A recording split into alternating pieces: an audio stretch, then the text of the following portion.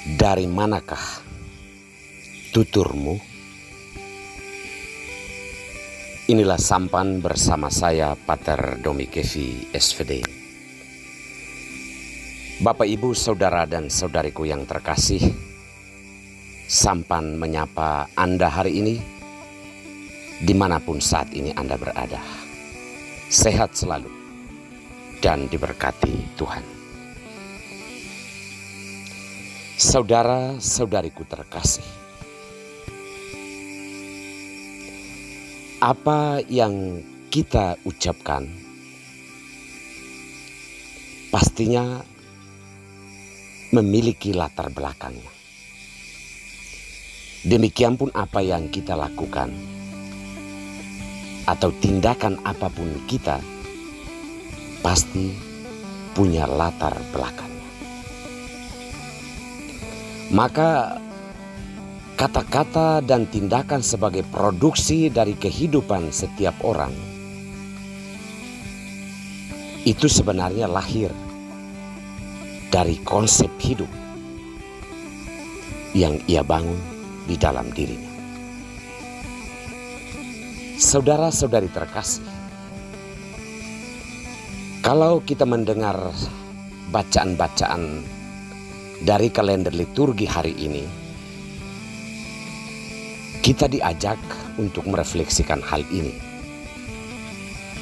Dari manakah tuturmu? Dan dari manakah tindakanmu? Dalam bacaan pertama dari kitab Bilangan, kita mendengar sanjak yang diucapkan oleh Bileam. Ia mengucapkan kata-kata penuh harapan tentang Israel yang sedang dalam perkemahan di padang gurun. Ia melihat keadaan yang berbeda yang akan datang dari situasi keterasingan yang dialami Israel saat itu. Kata-kata pengharapan yang diucapkan oleh Bileam, terutama yang berujung pada datangnya seorang raja dari tunas Daud, menunjukkan bahwa Bileam bukan orang yang sembarang bertutur. Bileam bukan orang yang pandai membuat puisi. Tetapi apa yang dikatakan Bileam itu berasal dari pengenalannya akan Allah, hati yang terbuka, dan orang yang sebenarnya takut akan Tuhan. Maka tutur kata-kata sanjak yang diucapkan oleh Bileam, latar belakangnya karena dia memiliki pengetahuan akan Allah, pengenalan akan Allah, dan hati yang terbuka terhadap firman atau sabda Allah. Terukur apa yang dikatakan oleh Bileam.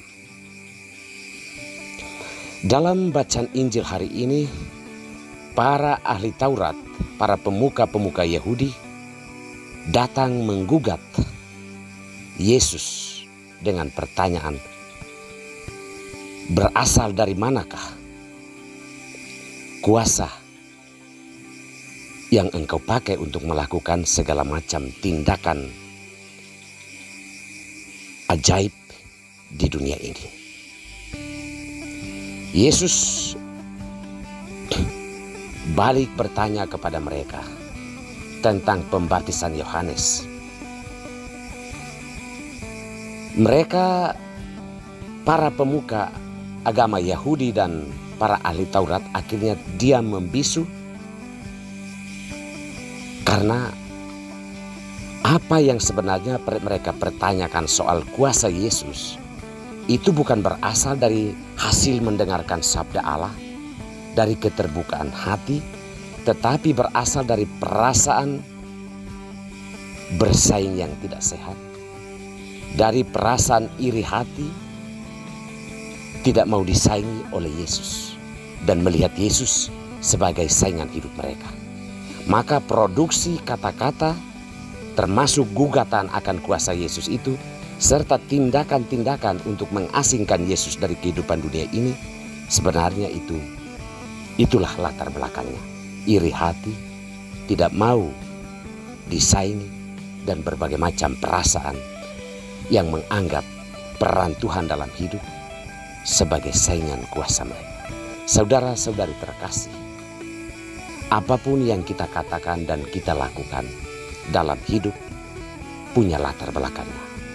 Maka jika kita mau apa yang kita katakan itu baik dan benar, dan apa yang kita lakukan itu baik dan benar, kenallah Tuhan, terbukalah terhadap sabdanya, dan takutlah akan Tuhan.